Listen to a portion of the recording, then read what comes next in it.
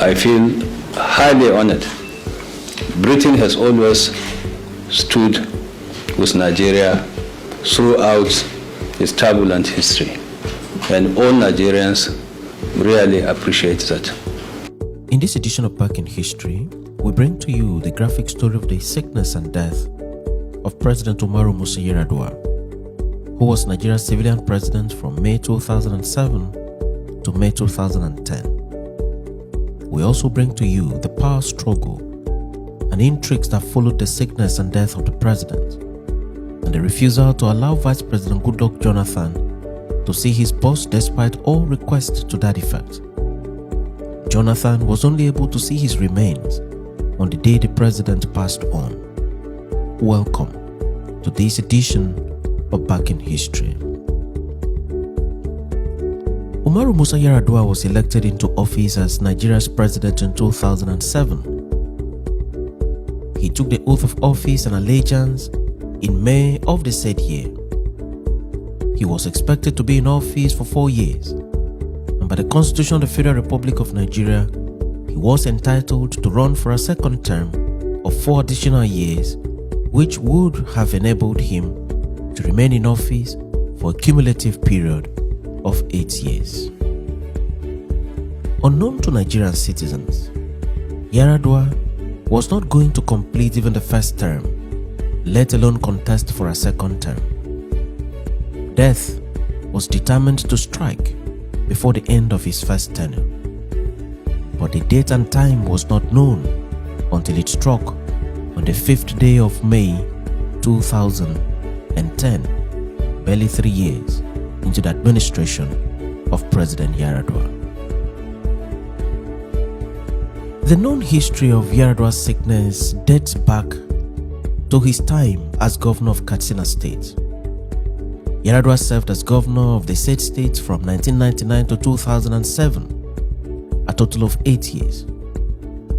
During this time, Yar'adua is reported to have taken ill along the way. The sickness was serious, and he had to be flown to Germany, where he was hospitalized and closely managed by a team of experts for 6 months. It is said that he underwent a kidney transplant during the 6-month stay in Germany. He, however, became well and returned to work in Katsina. He completed his tenure as governor, and there appeared to be no further cause for alarm about his health. In the build-up to the 2007 presidential election in Nigeria, and as President Olusegun Obasanjo was preparing to exit office, several persons, such as Donald Duke, Victor Atta, Peter Odili, and many others, declared interest in the #1 office in Nigeria. But for Obasanjo, the most preferred candidate for the top job was Omar Musa Yar'adua, whom Obasanjo described as a man of integrity and deep contentment. Obasanjo then rallied support for Umaru, who then emerged as the flag bearer of the ruling party at the time, the People's Democratic Party. Campaigns were conducted, followed with election. In the end, Omar Musa Yar'adua emerged as the winner of the presidential election. In the course of the campaigns, some persons were concerned about the health status of Omar Yar'adua and his ability to withstand the demands of the office of president. In one of the campaign grounds, Yar'adua was absent, thereby fueling more suspicion about his health. President Olusegun Obasanjo was at the campaign ground and had to place a telephone call to Yar'adua, who was on his hospital bed outside the country. The call was placed on speakers, and Yar'adua responded by saying that he was doing fine. Several persons became skeptical at that moment and moving forward. The elections held, and Yar'adua won. He was sworn in May 2007 with Dr. Goodluck Jonathan as his vice president. Goodluck Jonathan would later succeed Yar'adua upon the unexpected demise of Yar'adua in May 2010. The first known incident of Yar'adua's health challenge at the Aso Rock Villa, the official residence of Nigeria's president, was in April 2008. Earlier in the month, the president started taking some malaria drugs that had been prescribed for him by his doctor for the treatment of malaria. A few days after, it was noticed that there was no improvement, for which reason another medication was prescribed for the president. This new prescription brought relief to the president, but had an allergic reaction on him. The president's face became visibly swollen. The situation became worse that the president had to visit the National Hospital, Abuja, where the chief medical director, Dr. Olusegun Ajuwon, attended to the president in his bid to tackle the situation. As at April 12, 2008, the president was in a very bad shape, as his face had swollen so badly and so visibly. Unfortunately, this was the date scheduled for the signing of the annual budget after months of foot-dragging with the National Assembly. The press, with their cameras, had already been invited to be at the Aso Rock Villa by 10 a.m. for the budget signing formalities, yet the president's face was swollen and thus not good enough for the public cameras. The presidency was thus in a dilemma of how to handle the situation and avoid embarrassing pictures in the public space. The situation was however managed through, with government photographers only allowed to take shots, and the budget was signed, but it was clear that the president was in a serious health challenge which required urgent medical attention. Preparations were then made, and the president was then flown out to Germany for treatment. What followed was a public announcement from the office of the Chief Press Secretary to the President, Segun Adeniyi, who announced that, quote, "The budget has been signed by the President, and the President will leave for Wiesbaden, Germany to see his private physicians for a medical review of an indisposition believed to be due to an allergic reaction," unquote. This journey to Germany turned out to be a long journey, and later on, a journey of no return. President Yar'adua arrived Germany with his personal aides. He was admitted into the hospital, and in few days, there was some improvement in his health. He stayed in the German hospital and was well enough in about 2 weeks to return to Nigeria to continue his work. He was received at the airport by a retinue of aides, state governors, and other officials. But one thing was certain: the president's health was in need of close monitoring, and his work schedule was going to be affected. The demands of the office of president, with long hours of meeting and long hours of work, may have triggered his health situation, yet he still had time to serve out his tenure as President and Commander-in-Chief of the Armed Forces of Nigeria. Yar'adua settled into office and went about his work without any further public concern.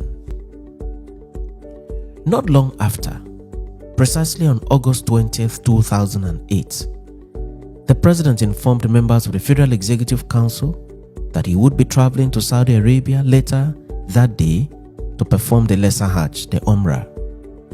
He said he would leave the council chambers by lunchtime, and that when the members returned in the afternoon, the Vice President would be presiding. The President then departed the country for the said Lesser Hajj. The President was expected to return to the country in 4 days' time, precisely on 24th August 2008. Not many people had known at the time that the President was also scheduled for medicals in Saudi Arabia. As a matter of fact, there was no public announcement to that effect. Few days into his stay in Saudi Arabia, Sahara Reporters, an online news channel based in the United States of America but owned by a Nigerian citizen, Omoyele Sowore, broke the news to the world that the president was in Saudi Arabia for medicals and not for Umrah. The international media picked on the story and escalated it. Pressure was then mounted on the handlers of the presidency back home in Nigeria to make full disclosure of the status of the president's health, but the needed information was not forthcoming. Even within the presidency, some critical members of the presidency were not aware of what exactly was going on. It was also curious to them that even the chief physician to the president, Dr. Banye, was left out of the president's trip to Saudi Arabia, thus fueling serious suspicion as to the true state of the president's health. Moso, as Sahara reporters had already exposed to the world that the president was not in Saudi Arabia for Umrah, but for medicals. Recall that the president was last treated in Germany. It was thus curious how and why the decision was taken to change from Germany to Saudi Arabia when his medical history was very much in Germany. It was later discovered that it was done on the belief that the American security agents had penetrated the hospital in Germany and had gained access to the president's medical record. Going to Saudi Arabia was therefore a move to protect such information. In the end, the change in hospital did not help in the ailing president's health condition. 7 days elapsed and the president was not back in Nigeria. On 27th August 2008, the Federal Executive Council was scheduled to hold, but the president was not available to preside. The Vice President, Dr. Goodluck Jonathan, then presided, but had no answers to questions about the president's health. The Vice President informed the EXCO members that he was unable to speak with the president, that whenever he called his phone, he only succeeded in speaking with his Chief Security Officer or ADC. What to tell the State House correspondents after the EXCO meeting was therefore a problem. But the then Minister of Information, John Ode, and then Minister of Foreign Affairs, Ojoma Adueke, had their way around it and simply briefed the journalists that the president will soon return to the country. John Ode in particular said, and I quote, "To the best of my knowledge, the president is still performing the Lesser Hajj. I cannot say when he will return because Umrah is a personal prayer affair," unquote.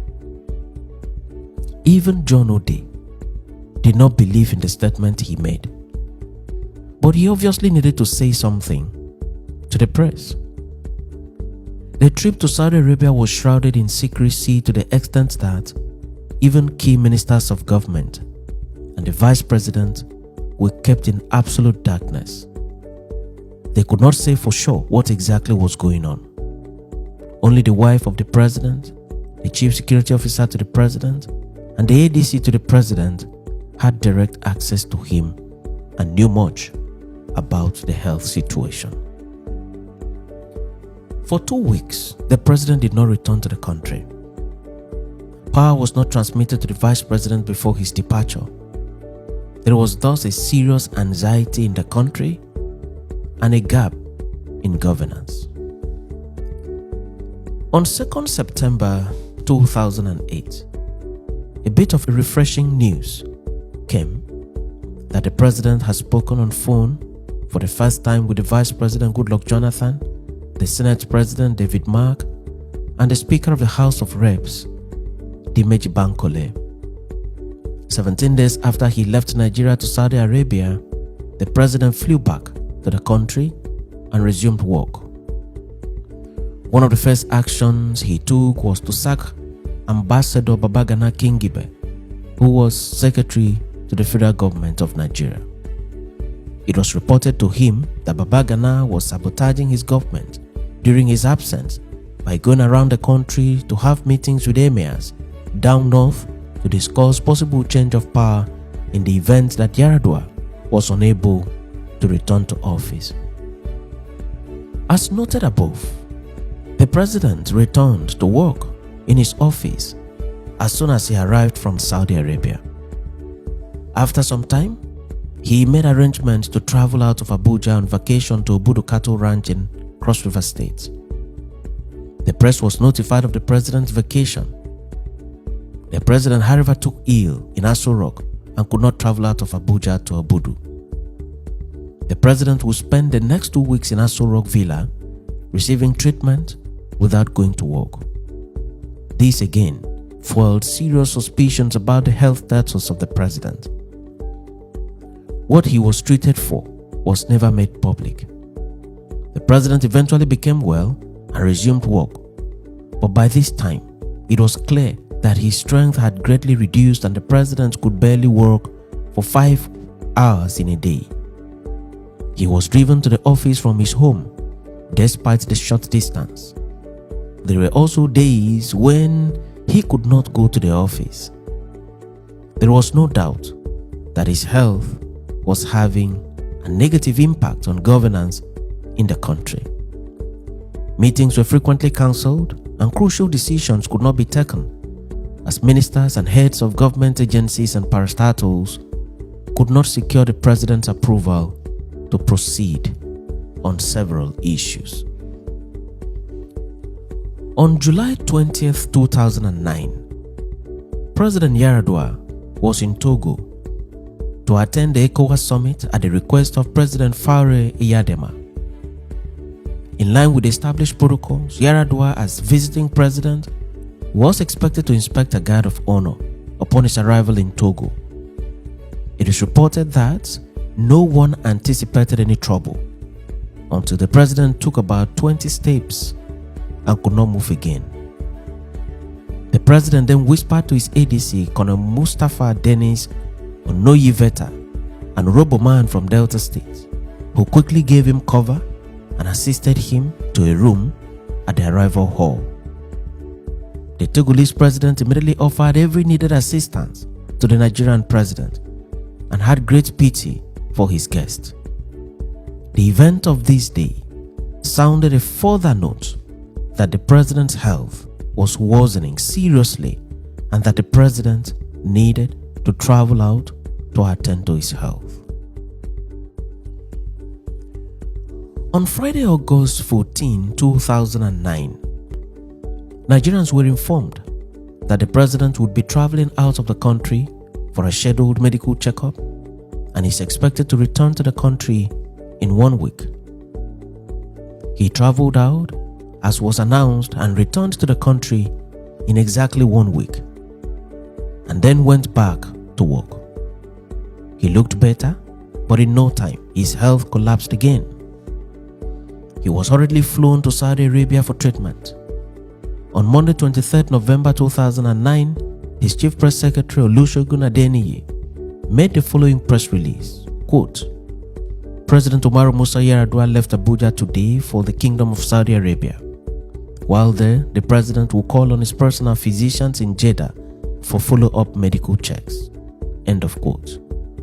This was the president's third medical trip in 2 months, and the outcry in Nigeria was exceedingly loud. At this time, the president had been diagnosed with acute pericarditis, an inflammatory condition of the obstruction and coverings of the heart. President Yar'adua spent several days rolling into weeks in the hospital, and the country was thrown into confusion, more so as the president did not transmit power to Dr. Jonathan, as was required of him by the Constitution of the Federal Republic of Nigeria. There were calls for the president to transmit power to the vice president, even from his hospital bed in Saudi Arabia. But it appears that the handlers of the president blocked him from making the transmission of power. While the president remained in Saudi Arabia, the tenure of the Chief Justice of Nigeria elapsed, and there was serious concern about who was going to swear in the next Chief Justice. The outgoing Chief Justice, Justice Idris Kutigi, took the decision to swear in his successor, Justice Katsina Allo. This was unprecedented in the history of Nigeria, and the outcry that followed this action was really loud But the outgoing Chief Justice of Nigeria defended his action as having the backing of the law, particularly the Oath Act, which allows the incumbent to swear in his successor. Also during this time, the supplementary budget was ready for signing, but the president was away in the hospital at Saudi Arabia. The budget had to be taken to Saudi Arabia by the president's principal secretary for the president's signature. He left the country in one of the jets in the presidential fleet on 26 December 2009 and arrived at Jeddah. He was later driven to King Faisal Hospital, where he met with the president's physician and the chief security officer, who told him that the president was asleep and that when he wakes up, he will be invited to meet with him. The principal secretary stayed for several days in Saudi Arabia but could not see the president. He was then asked to drop the documents for the president to sign at his convenience. He later returned the following day to pick up the document. He did not witness the signing of the document by the president and thus could not vouch about who exactly signed the document. He nonetheless came back with the budget on 29th December 2009. The president's stay in the hospital was getting too long, and the calls at home for him to urgently transmit power to the vice president was becoming really loud. The country was at this point without a constitutionally recognized leader. As of January of the new year 2010, the president was still not back in the country. Worse still, his Attorney General, Michael Andoka, Senior Advocate of Nigeria, in his legal opinion, had opined that the president could rule Nigeria from anywhere in the world, a statement which was greeted with outcry and total condemnation. On 29th January 2010, General Yakubu Gowon, Alhaji Shehu Shagari, and Ernest Shenekon, all past presidents of Nigeria, joined in the call for yar'adua to transmit power to the vice president. Many other persons also made the same call to no avail. Professor Dora Akunyele, then Minister of Information, also made a similar call and lamented the fact that, even as Minister of Information, she was kept in total darkness about the state of health of the president. At this time, the president had been away for about 70 days. The situation became very critical that something urgent needed to be done.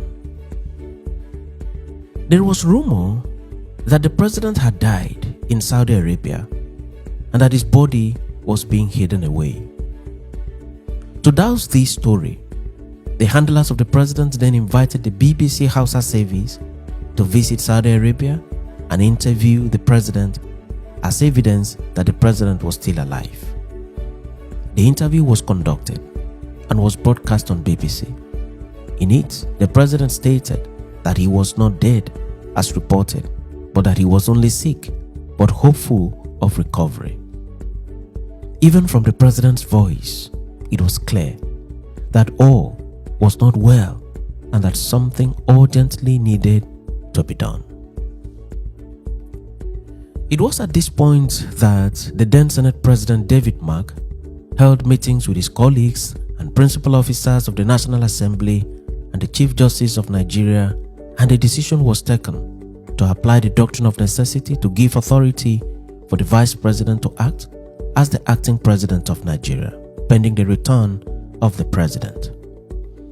This was the first time that this doctrine was to be implemented in the history of Nigeria. Jonathan then began to pilot the affairs of the country as acting president. Soon after Jonathan was given the power to act as acting president, the handlers of President Yar'adua hurriedly returned him to Nigeria from Saudi Arabia. It is reported that Yar'adua's health condition at this time did not improve at all. It was therefore ill-advised for the president to be hurriedly flown back to the villa. Obviously, his handlers prevailed on the hospital to discharge him at all costs and rather continue the treatment at home in Aso Rock Villa, perhaps in the bid to secure Yar'adua's presidency from being taken away. This decision would in no time turn out to be a disastrous decision which ought not to have been taken in the first place. The decision by the handlers of the president to return him to Nigeria also included the decision to return him at night so as to hide him from public view. All plans were perfected, and indeed the president's jet touched down at the airport in Abuja in the cover of darkness. Unknown to the handlers, several international media houses were closely following the story of the president's health, and some of them had sent their correspondents to Saudi Arabia to secretly keep close monitoring of the situation. It appears that they also got information from some of the president's handlers or from someone in the hospital that the president was going back to Nigeria. So the plan to hurriedly return the president at night was leaked, which the journalists from the said media houses communicated with their correspondent in Nigeria to immediately mobilize cameras and wait at the airport in Abuja to capture the president's arrival. In particular, the CNN had hidden a camera in the nearby bush to capture the president's arrival without missing the critical points. At about 1:45 a.m., a time when most Nigerians were still asleep, a chartered air ambulance and the presidential jet arrived at the Abuja International Airport. The camera hidden nearby by the CNN captured the arrival and relayed it live on CNN. And persons that were awake at the time could watch the episode live in their homes.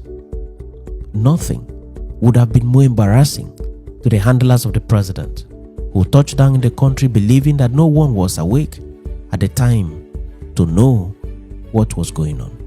They never knew that their plan had leaked, and badly at that. One of the aircraft was made to stop in the middle of the tarmac, while an ambulance was driven to the plane to evacuate the president. The president was then driven to his residence at the presidential villa, where he was hidden away from several persons for many days, rolling into weeks. Even the acting president, Goodluck Jonathan, was not allowed to see Yar'adua on his sickbed in Aso Rock. The Senate president was not allowed, neither was the speaker. No minister of the government was allowed to see the president. Only Yar'adua's wife Toure and close aides like the ADC and TSO were able to see the president. The president's health became worse by the day, with no recovery in sight. The country boiled in arguments and calls for the president to resign. The country became deeply polarized on religious and political lines. There was indeed a serious problem at hand. Later on, following continued outcry, some Islamic clerics were allowed to go in and see the president. Later again, some Christian clerics were also allowed to see the president. These included the following persons: Pastor E.E. Adeboye, Most Reverend John Onaikon, Bishop David Oyedepo, and Reverend Emmanuel Kure. They offered prayers for the president and saw to themselves with great pity that except there was a miracle, President Omar Musa yar'adua was sadly in his last days. On 5th May 2010, the president gave up the ghost at his residence in Aso Rock Villa. He died at about 8:40 p.m. The chief security officer and the ADC to the deceased president then went to the residence of the acting president, Goodluck Jonathan, and informed him of the president's demise. Jonathan then called up the speaker, deputy senate president, secretary to the federal government, national security advisor, and his principal secretary to accompany him to the president's residence. They met with the president's wife and then went upstairs to see the remains of the president. That was the first time that Jonathan would see his boss in many months. On May 6, 2010, the president's body was wheeled out into an ambulance and from there was taken to the airport and flown to his hometown in Katsina State. This brought to an end the life and time of a man who rose to become the president of his country, but whom the cold hands of death did not allow him complete his tenure. In his book titled Power, Politics and Death, and published in 2010, Olusegun Adeniyi, who was President Yar'adua's chief press secretary and who watched the last days of Yar'adua's presidency closely, had this to say at the last page of the book, unquote, "The death of President Yar'adua brought a dramatic end to the saga in the country. Yet, notwithstanding the bad blood generated by his last weeks in office, there was a national and indeed a global consensus that Yar'adua was a decent man who gave his best to his country despite his health challenges." End of quote. President Yar'adua was born on 16th August 1951. He hailed from Katsina State. He served as governor of his state from 1999 to 2007, and from 2007 to 2010, he was the president of Nigeria. He was only 58 years old at the time of his death. He left behind 9 children, a wife, and an aged mother who is still alive at the time of the making of this video. Many thanks for watching this edition of Back in History, and do remember to subscribe to the channel for regular notifications.